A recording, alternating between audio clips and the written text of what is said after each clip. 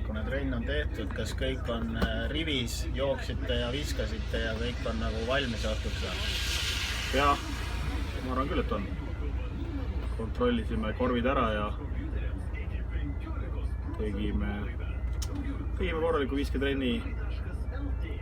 Õhtul veel vaatame paar asja videost üle enne mängu ja siis läheb lahinguks. Mis siin ikka, võit tuleb ära võtta. Kas kõik on nagu selles mõttes on terved, et saad kõiki mehi kasutada, kes sul kaasas on või? Jaa, Gert on teinud trennid ära kõik ja Marek on teinud trennid ära, nemad olid meil siin vigased. Teistel on nipet-näpet, aga ma arvan, et õhtuks saab kõigi arvestada.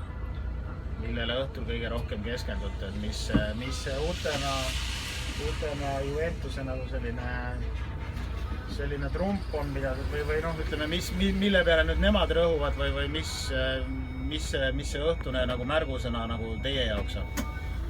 Meie õhtune märgusõna on oma mäng, et me lähme natukene teistmoodi peale täna, et proovime rohkem keskenduda oma asjadele, vähem vastasele, seda enam, et me oleme nendega ükskord juba mänginud, aga loomulikult mõned asjad on, millest me oleme kokku leppinud ja püüame neid asju täita, aga eelkõige rünnaku poole pealt proovime keskenduda oma mängule ja et mitte mängijate pead ajada sassi mingi vastastega.